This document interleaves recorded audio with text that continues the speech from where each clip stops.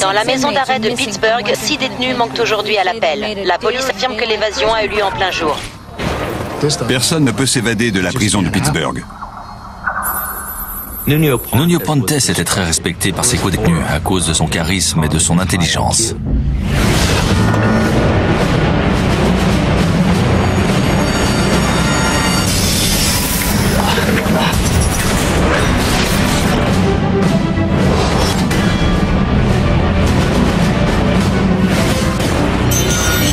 Tous les systèmes de sécurité ont des failles. Ceux des prisons ne font pas exception à la règle.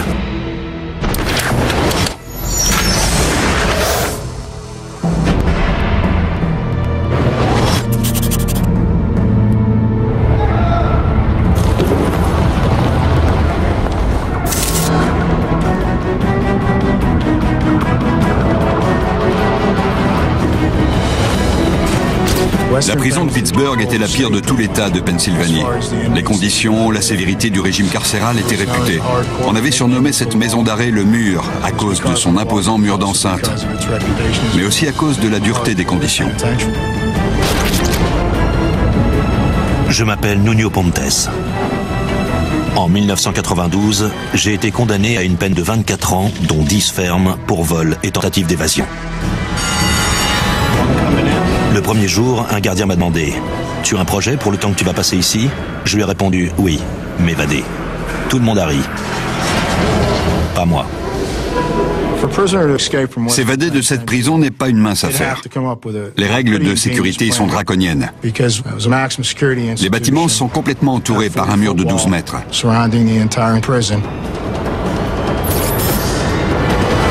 En tôle, je savais que je risquais de tuer quelqu'un ou de me faire tuer.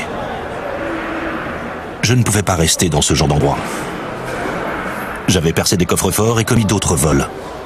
Et je n'ai pas d'excuses. Je viens d'une famille de classe moyenne, mais j'ai mal tourné. Mes 2 complices m'ont chargé et n'ont écopé que de 5 ans. Moi, je l'ai bouclé et j'ai pris 24 ans. Le premier type que j'ai connu ici s'est évadé ensuite avec moi. C'est Tom Berkelbaugh. Il disait que le plus dangereux en prison, ce n'est pas la violence, mais la routine. La routine vous anesthésie le cerveau et les 5 sens. Vous devenez un automate. Un robot qui se lève, qui se couche.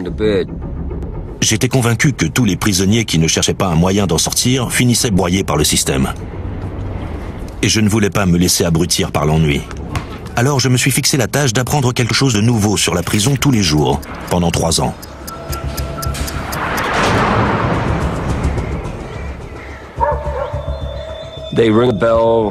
La cloche sonne à 7 h du matin et on nous fait sortir pour le petit déjeuner. Si on a un travail, on doit s'y rendre vers 8 h, 8 h 30. Je travaillais dans l'administration des ateliers de la prison, dans la partie nord du complexe, près du mur d'enceinte. C'est là que se trouvaient la plupart des ateliers, la mécanique, la blanchisserie et les bureaux du service d'entretien où je travaillais. On travaille jusqu'à l'heure du premier appel, où on procède à l'appel sur le lieu de travail. Mon travail était supervisé par des civils, pas par des gardiens. Je me suis arrangé pour gagner leur confiance afin qu'ils m'autorisent à manipuler des outils. Et puis on nous fait sortir vers 11 h 30 midi pour le déjeuner. Le déjeuner est un bon moment pour faire connaissance. Je cherchais les co-détenus qui pourraient être utiles à mon évasion. Chacun doit se trouver dans sa cellule pour l'appel de 15 h 45. De retour dans ma cellule, j'avais du temps pour réfléchir vraiment. J'échafaudais des plans en tenant compte des nouvelles informations. On ressortait vers 16 h 30 et on restait à traîner dans la cour. Dans la cour, je passais tout mon temps à observer l'activité des gardiens, leurs horaires, leurs habitudes. Je notais mentalement leur parcours sur le chemin de ronde ou près des accès. J'ai fini par avoir une idée très précise de leur organisation. À 20 h 40, on nous enfermait dans nos cellules pour la nuit. Et le lendemain, tout recommençait. J'ai passé 3 longues années à étudier tout le fonctionnement de la prison, jour après jour. J'ai tout sauvegardé dans le disque dur de mon cerveau. Je connaissais désormais la prison comme ma poche. Il me restait à trouver une faille que je pourrais exploiter. C'est un mécanicien qui m'a fourni sans le savoir le renseignement que j'attendais. Par hasard, il a parlé d'une cave, juste sous le bâtiment des ateliers dans lequel je travaillais. Et la porte qui menait à cette cave n'était qu'à quelques mètres des bureaux de la maintenance. Comment avais-je pu la rater ? C'était la faille que je cherchais depuis 3 ans. Si j'arrivais à descendre dans le sous-sol, je pourrais peut-être creuser discrètement un tunnel, passant sous le mur d'enceinte, jusqu'à l'entrepôt des fournitures de la prison, situé de l'autre côté.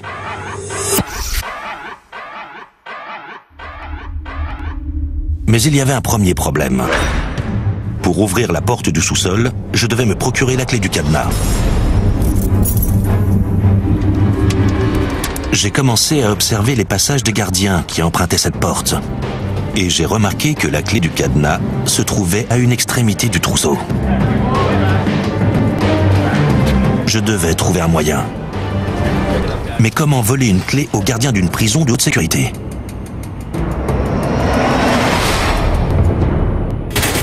J'ai commencé à me creuser la cervelle.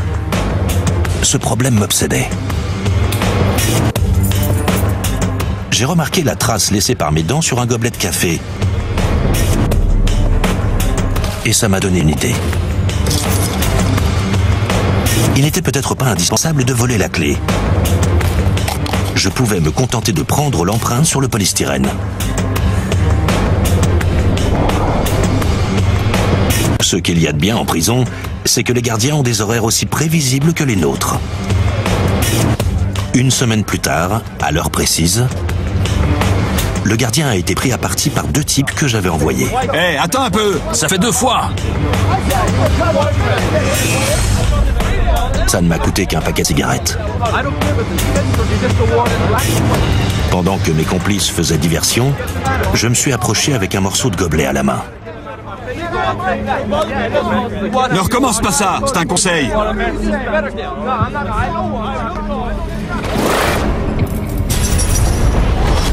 Dernier avertissement. Hé, qu'est-ce qui se passe? Ce n'était pas facile. Le gardien bougeait. Je ne pouvais pas regarder ce que je faisais. Et il ne fallait pas qu'il sente le contact de mes doigts sur la clé. Qu'est-ce que tu racontes? C'est à lui qu'il faut dire ça. Répète ça! J'ai réussi à serrer la clé entre mes doigts. Mais je ne savais pas si l'empreinte serait utilisable. J'étais tellement concentré sur la clé que j'en ai oublié la présence d'autres gardiens. Tu vas la fermer, ouais?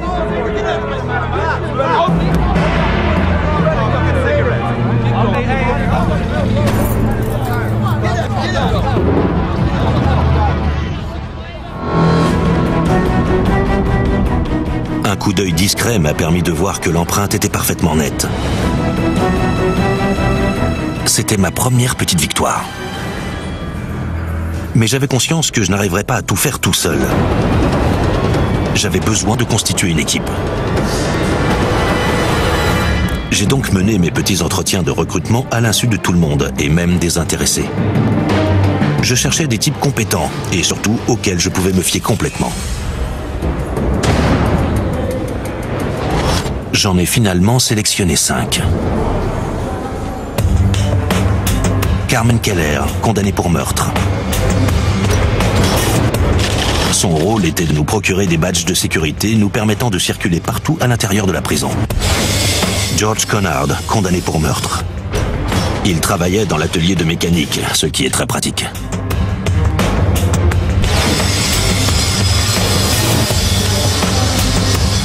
Andy Heim, spécialiste du vol de voiture, ce qui nous serait très utile une fois dehors.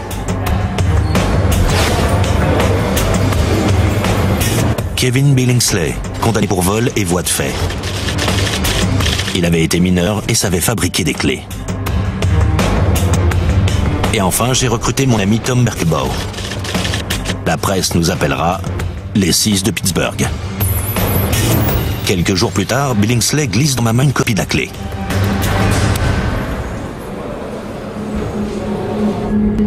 Pour m'assurer qu'elle ouvrait bien le cadenas, je devais prendre un gros risque.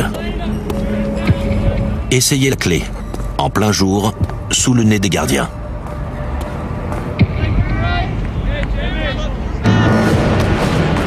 L'heure du déjeuner était la plus favorable. Je suis sorti des bureaux de la maintenance et je me suis dirigé vers la porte de la cave. Personne ne devait voir que je m'intéressais d'aussi près au cadenas.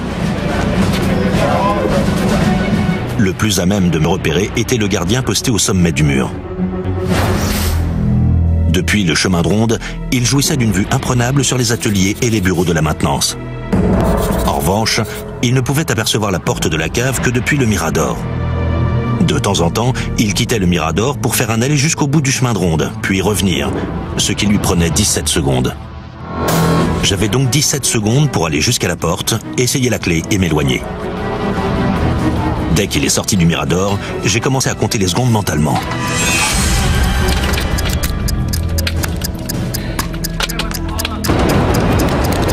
La clé ne rentrait pas dans la serrure.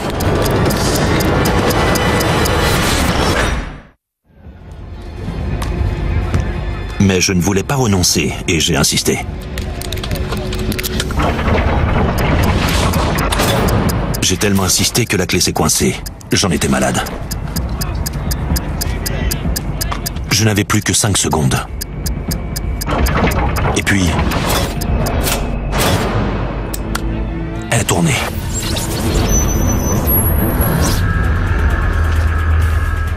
J'ai refermé le cadenas.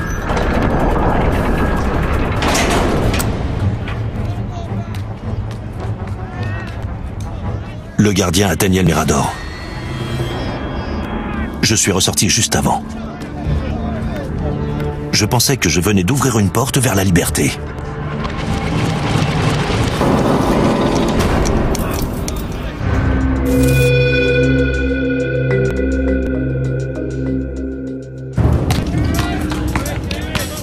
Deux de mes complices m'attendaient dans la cour. Et dès que les gardiens se sont éloignés, nous sommes entrés. Keller devait revenir dans 2 heures pour nous ouvrir la porte.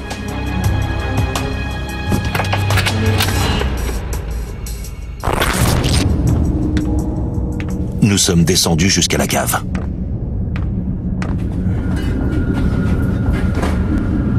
Nous avons trouvé des casques, des lampes torches et des outils laissés là par des ouvriers.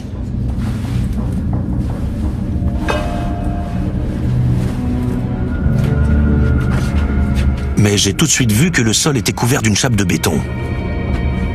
Impossible de creuser. Je pensais que tout était fichu quand j'ai remarqué le mur du fond. J'ai supposé que si nous pouvions déceler les briques, il serait possible de creuser un tunnel passant sous le mur d'enceinte pour ressortir dans l'entrepôt des fournitures situé à l'extérieur de la prison. Mais tout d'abord, il fallait percer le mur de briques.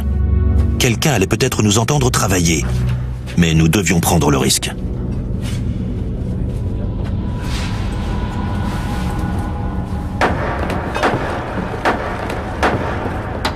Chaque coup de marteau faisait un bruit de tonnerre.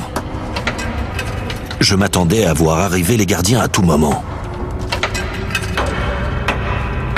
Enfin, les briques ont cédé, et nous avons atteint la couche de terre. Mon cœur battait très fort. On allait pouvoir commencer à creuser le tunnel. On est ressorti aussi vite que possible, de peur qu'on nous ait entendus.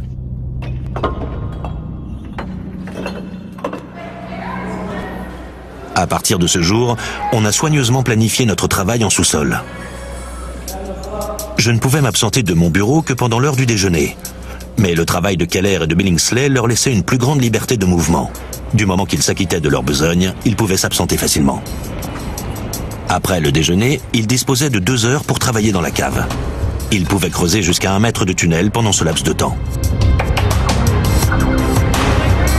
J'allais leur ouvrir la porte vers 15h15, 20 minutes avant le deuxième appel de la journée.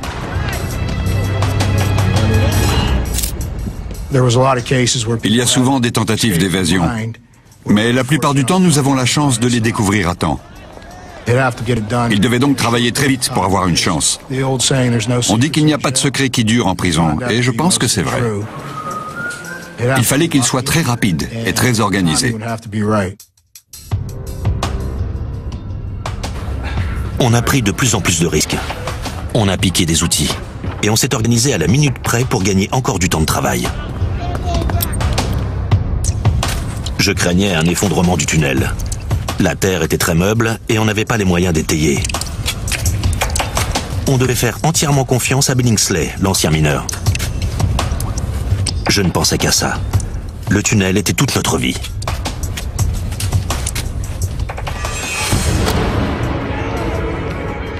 Au bout d'un mois, on creusait déjà sous le mur d'enceinte, vers le sol de l'entrepôt. J'estimais qu'il nous faudrait 4 autres semaines pour l'atteindre.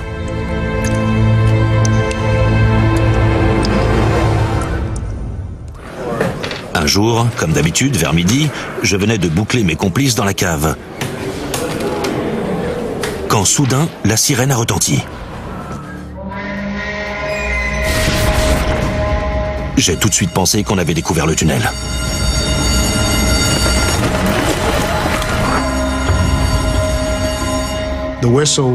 La sirène signifie qu'un incident s'est produit et que l'on doit procéder à un confinement. Ce qui veut dire que tous les détenus doivent regagner leurs cellules sur le champ. Quand ils sont enfermés, on procède à un comptage exhaustif. Et s'il manque quelqu'un, on déclenche les procédures d'urgence prévues en cas d'évasion. Escortés par les gardiens, on a dû quitter le quartier des ateliers pour gagner les bâtiments des cellules. J'étais très mal. S'ils avaient découvert le tunnel, tout était fini. Puis j'ai entendu dire qu'une bagarre à l'arme blanche venait d'avoir lieu dans l'un des blocs. Et j'ai respiré un peu mieux. Mais je savais que Billingsley et Keller étaient toujours enfermés dans le sous-sol. Et que si je ne les délivrais pas, ils seraient portés manquants.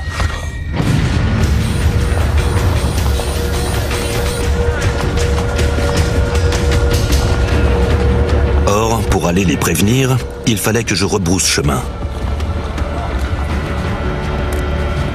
Je n'étais plus qu'à 5 mètres de la porte quand un gardien s'est interposé. Je lui ai dit que je devais éteindre un ordinateur. Mais il a reçu un appel qui a fait diversion et j'ai pu m'éloigner. Vite, vite, sortez de là! Dépêchez-vous! Je les ai poussés vers la sortie. On n'a plus qu'une minute! Ils n'avaient pas le temps d'épousseter leurs vêtements. On doit sortir tout de suite, allez, vite, vite, vite! À peine sortis, nous sommes tombés sur le gardien.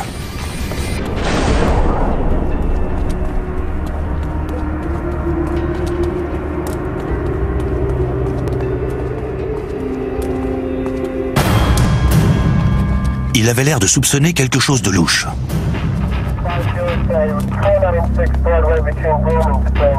En passant devant lui, j'ai entendu grésiller son talkie-walkie. Je me suis dit, ça y est, c'est pour nous, en effet. J'étais sûr qu'il appelait des collègues en renfort. Et j'ai retenu mon souffle. Mais rien ne s'est produit. On l'avait échappé belle. Mais je savais que la chance finirait par tourner. Il fallait finir le tunnel au plus vite.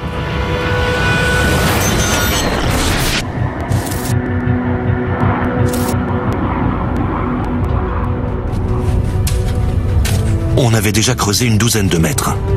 On était tout près de l'entrepôt à présent. Il y faisait si chaud que j'ai failli m'évanouir plusieurs fois. La terre restait si friable que je risquais d'être enterré vivant à tout moment.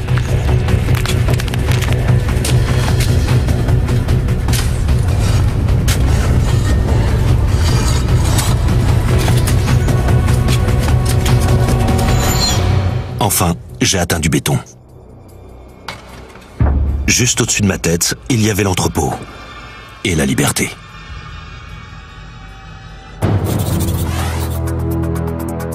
J'avais prévu de percer des trous dans la chape de béton. J'avais donc volé une perceuse. Je savais que sa disparition serait vite remarquée, mais ça n'avait plus d'importance. On devait s'évader maintenant ou jamais.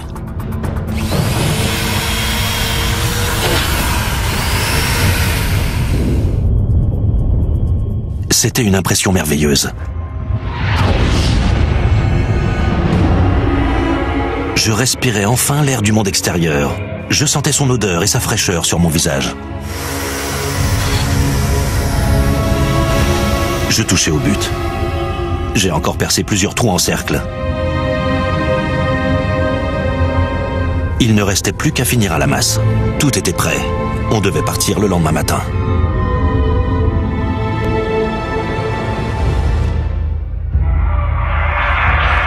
Je n'ai pas dormi de la nuit.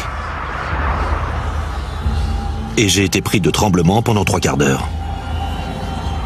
J'imaginais que des gardiens nous tiraient dessus, ou que le tunnel s'effondrait.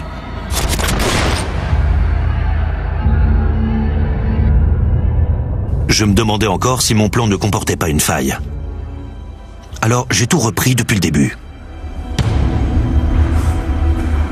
Si on arrive à se glisser hors du tunnel sans problème, il faudra ensuite sortir de l'entrepôt sans que personne nous voie. Puis on devra traverser une cour que surplombe un mirador et franchir une dizaine de mètres sans se faire repérer jusqu'à la porte de sortie. La nuit la plus longue de ma vie a fini par s'achever. La pression augmentait à mesure que l'heure de l'évasion approchait. J'étais presque soulagé le lendemain matin quand on s'est retrouvé dans le sous-sol. L'entrepôt était encore fermé et placé sous alarme. On guettait le moment où on l'ouvrirait pour la journée.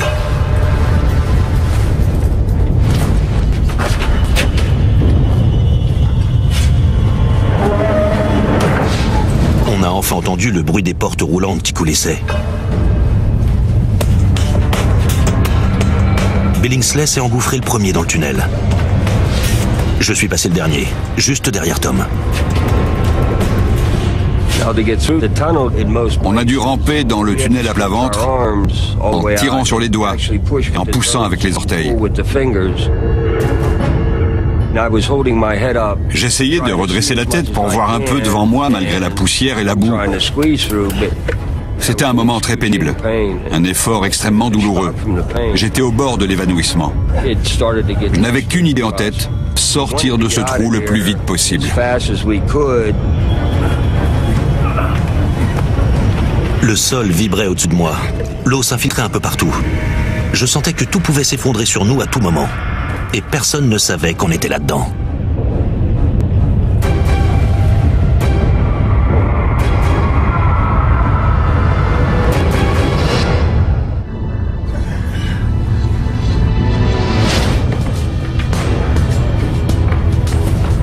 En sortant du trou, le sol sentait le cambouis. L'odeur m'a semblé délicieuse. Il ne nous restait plus qu'à traverser la cour, devant l'entrepôt, avant d'être libre. C'est bon? Tout le monde est prêt? La porte était lourde. Elle s'est ouverte. J'ai jeté un coup d'œil dehors. Personne dans la cour. Mais en levant les yeux, j'ai vu un type sur le mirador. Et il me regardait aussi. Je ne savais plus quoi faire. Je l'ai salué. Il a répondu. Ah mais qu'est-ce que tu fais? Il y a un garde, il m'a vu. Ça va pas ou quoi? Ça va, on se calme. On se calme, les gars. On se calme. J'ai dit aux autres de garder leur casque. On allait sortir de l'entrepôt comme si on était des ouvriers censés travailler là. De toute façon, on ne pouvait plus reculer. Ne le regardez pas. Marchez normalement, d'accord? J'ai trouvé un vieux plan qui traînait par terre et je suis sorti en le tenant devant moi.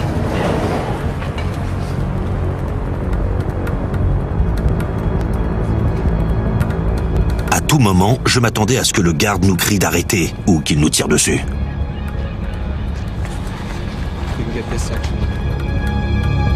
Tout à coup, l'alarme a sonné.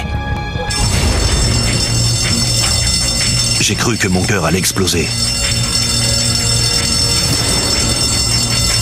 Pourtant, je pensais qu'on avait encore une petite chance.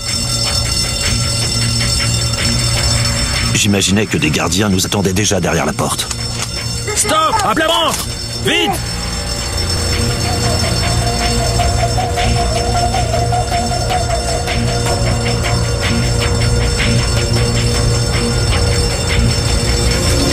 J'ai posé la main sur la poignée et j'ai tiré.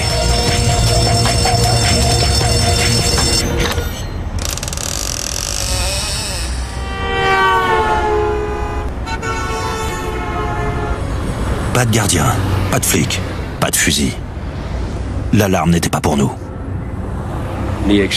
L'excitation était à son comble. J'avais l'impression de renaître à cet instant. Nous sommes sortis, l'air était léger.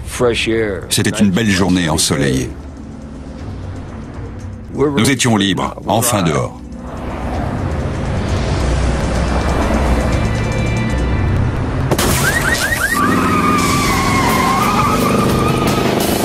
NDI m'a fait ce qu'on attendait de lui. Voler une voiture. J'ai jeté ce que j'espérais être un dernier coup d'œil sur la prison. Dans la maison d'arrêt de Pittsburgh, 6 détenus manquent aujourd'hui à l'appel. La police affirme que l'évasion a eu lieu en plein jour. Ils auraient réussi à creuser un tunnel jusqu'à l'extérieur. La prison et toute la région restent en état d'alerte jusqu'à nouvel ordre.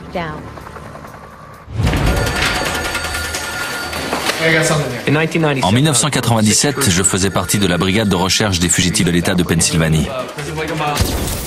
J'étais avec mon équipe quand la nouvelle est tombée. On n'en croyait pas nos oreilles. L'évasion avait eu lieu dans une prison de haute sécurité. Et ce n'était pas un, mais 6 détenus qui s'étaient évadés. La nouvelle a fait les gros titres pendant plusieurs jours. Et c'est normal. Les détenus ont réussi à s'enfuir en creusant un tunnel de plus de 10 mètres. Je voulais d'abord voir le tunnel, me rendre compte par moi-même. Alors je me suis rendu dans la prison.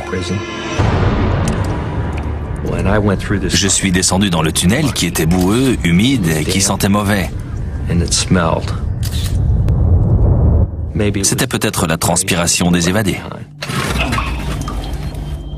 Ces hommes avaient un but. La lumière au bout du tunnel, n'est-ce pas? La liberté. Et mon devoir, c'était de les priver de cette liberté. Les évadés sont à présent en cavale depuis presque 24 heures. Et malgré tous les efforts déployés, la police n'a pas encore retrouvé leurs traces. Nuno pensait que si on restait groupés, on aurait besoin d'une voiture plus grande. Avant d'arriver dans l'Indiana, nous avons volé une camionnette. C'était bien plus spacieux. Et nous avons changé les plaques. La police pense que les évadés ont volé un véhicule sur le parking adossé à la prison. On a retrouvé la première voiture le jour suivant. Il s'agit d'une Pontiac Bonneville. L'une des vitres arrière du véhicule a été brisée. Là, vraiment, nous avons eu de la chance. Ils ont volé un van, donc ils ne s'étaient pas encore séparés. Et ça nous donnait la direction de leur fuite. Quand nous sommes arrivés dans l'Oklahoma, Kevin a appelé un ami à lui, Travis, dans le Texas, qui pouvait nous procurer des faux papiers. Ensuite, nous avions prévu de passer au Mexique. Nuno Pontes parlait l'espagnol. Il comptait se rendre au Canada? Probablement pas. Le Mexique? Nos recherches se sont donc orientées vers le sud du pays.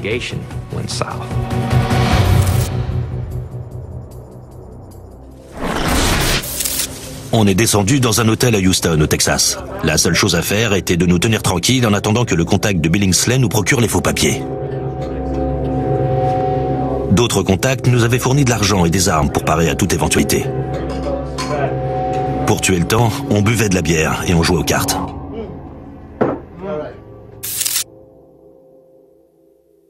L'enquête est alors au point mort. Rien de nouveau. 4e jour de cavale Les médias répètent la même chose.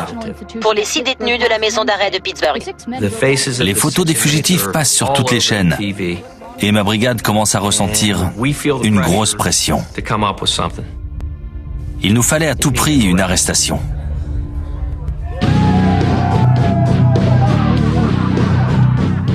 Un jour, on a pris des amphétamines. Et j'avais l'impression d'être dans Star Trek, de voyager dans une autre dimension.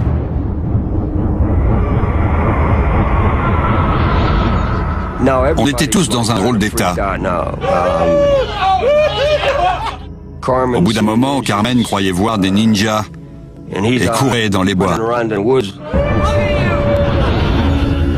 Les amphétamines nous ont fait craquer. Tout le monde s'engueulait à tout instant. Je leur ai demandé de m'emmener jusqu'à la gare routière la plus proche. J'en avais marre, je voulais me tirer de là. Ensuite, je ne me souviens plus de rien.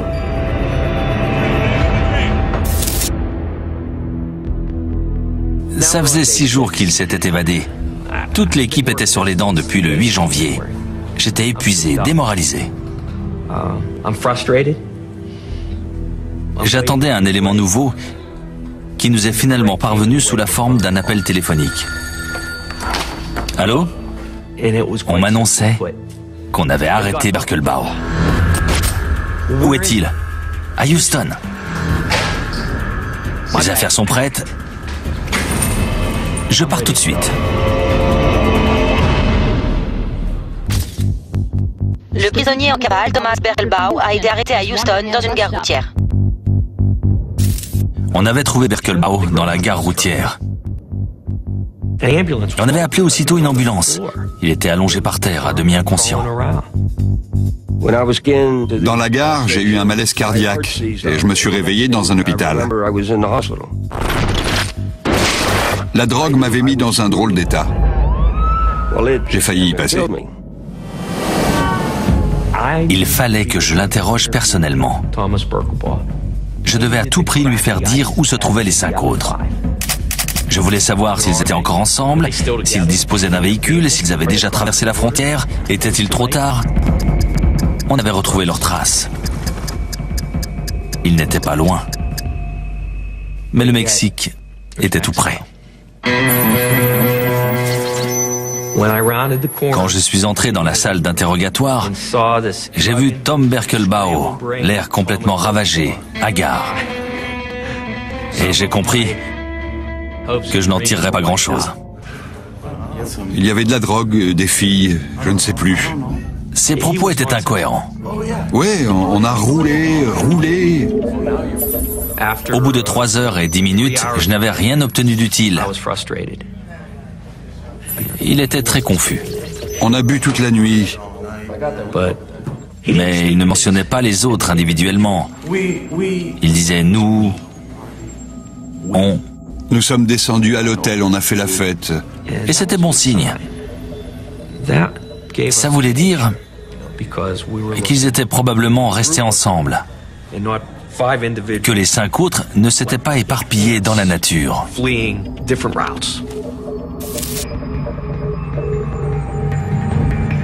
On a pris la voiture pour aller chercher des ravitaillements avec Keller.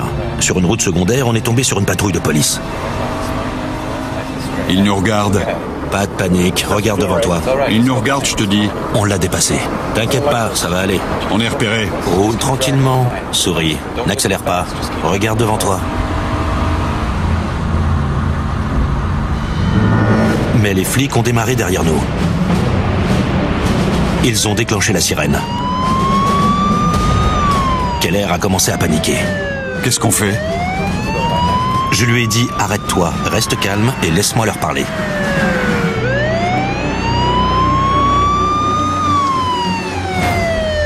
Détends-toi, je m'en occupe.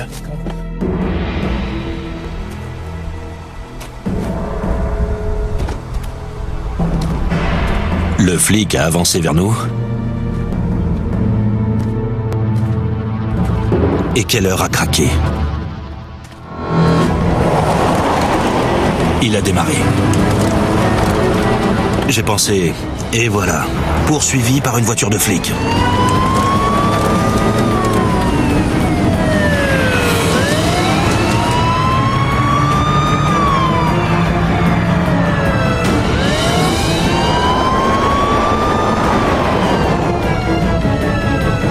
Keller a pris un chemin sur la droite. Sans issue. J'ai saisi le volant pour tenter un demi-tour.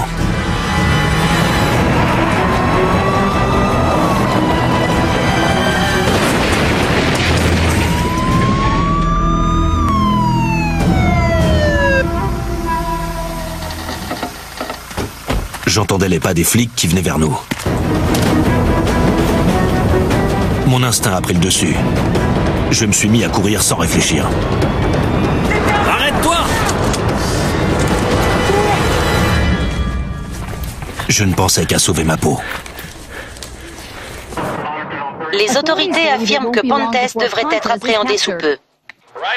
Nous avons bouclé le périmètre et quadrillé un terrain d'environ 1,5 km. Il aura du mal à passer entre les mailles du filet. Je pense que notre dispositif est au point à présent.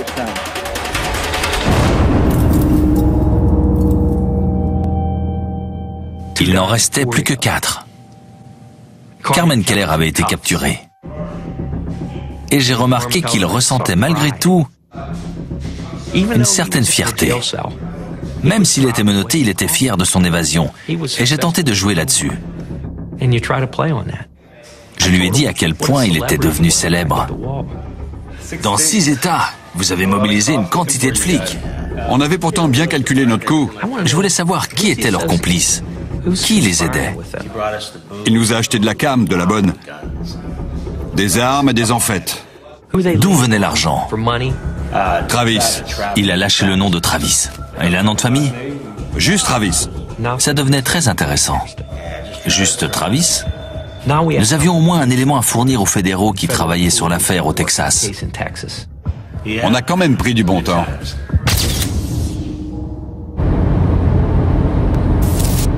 C'est l'un des agents venus de Pennsylvanie qui nous a appelés.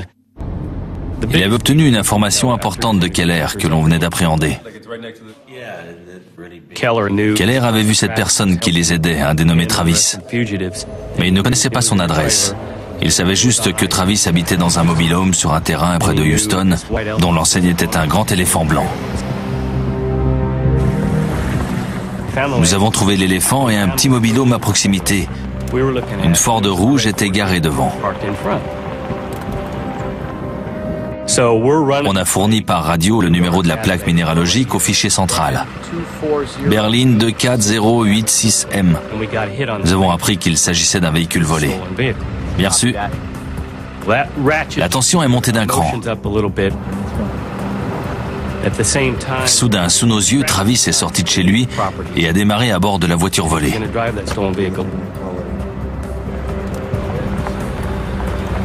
Nous l'avons pris en filature. Il s'est rendu tout droit au motel Pasadena. Il n'avait pas du tout remarqué que nous le suivions. Il a garé la voiture à l'entrée du motel et j'ai demandé à mon équipier Mario de le suivre à l'intérieur pour voir jusqu'où il nous conduirait. Je suis resté un peu en retrait pour le couvrir en cas de besoin.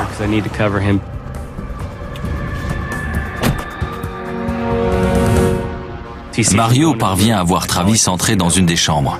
Je le rejoins dans le hall et Mario me dit « Chambre 129 ». On sent monter le taux d'adrénaline. On ne sait pas ce qui nous attend dans les minutes qui viennent, ni comment cela peut tourner. Salut les mecs, ça va? Travis avait apporté les faux papiers. À présent, on pouvait traverser la frontière sans encombre. Dans 5 heures, on serait en territoire mexicain, libre. Plus rien ne pourrait nous arrêter.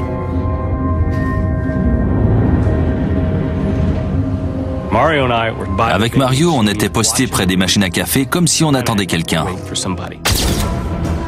On ne devait pas rater l'occasion.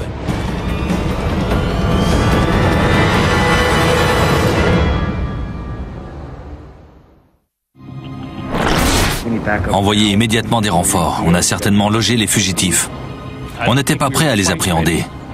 Ne le dites pas à ma femme, mais on portait même pas nos gilets pare-balles. Chambre 129, je répète. La porte de la chambre s'ouvre et je vois sortir Billingsley et Haim. Ils avaient peut-être entendu nos voitures qui arrivaient derrière le bâtiment. Ils avaient peut-être aperçu d'autres policiers. En tout cas, ils avaient l'air nerveux. À cet instant, les nerfs sont à fleur de peau. Personne ne sait ce qui va se passer dans les 30 secondes qui suivent. Les dés sont jetés. Il faut passer à l'action, procéder à l'arrestation et dégainer nos armes.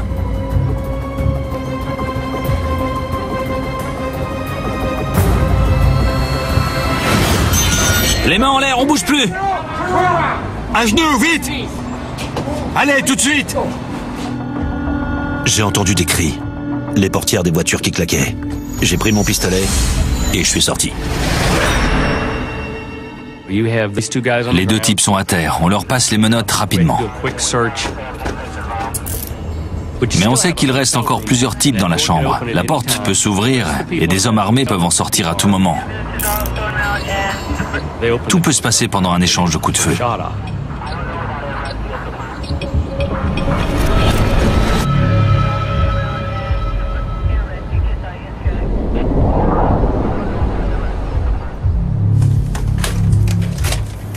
La porte s'ouvre.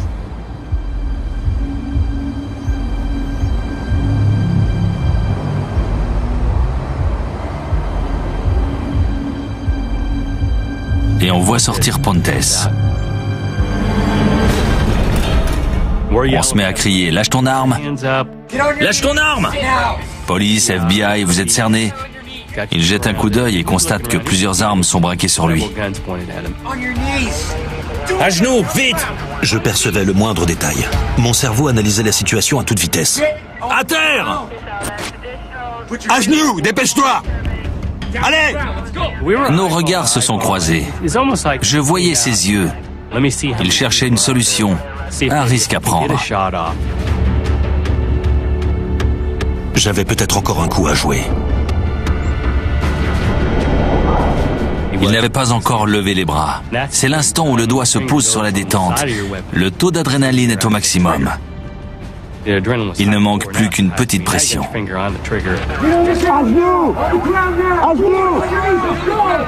Il y avait beaucoup d'armes pointées sur moi. Allez, à genoux, j'ai dit! Stop!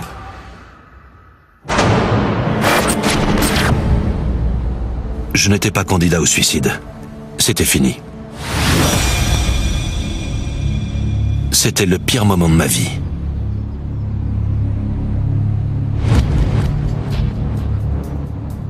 On sort gentiment, sans faire d'histoire. Les autres sont sortis un par un, sans difficulté. Dans la chambre, on a trouvé des permis de conduire, des munitions, un fusil à canoncier. Je pense que des citoyens n'ont pas été blessés, voire tués, parce que ce jour-là, nous avons gagné la partie. Entre autres choses, la police se demande comment les évadés ont pu se procurer les armes et l'argent.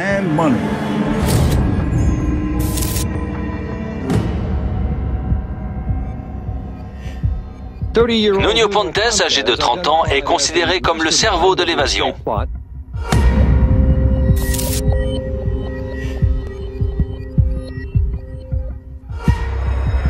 Cela fait à présent 12 ans que je suis bouclé dans une cellule, 24 heures sur 24, 7 jours sur 7, sauf une fois tous les 5 jours, où j'ai le droit de tourner en rond pendant 1 heure dans le chenil, une petite cage en plein air.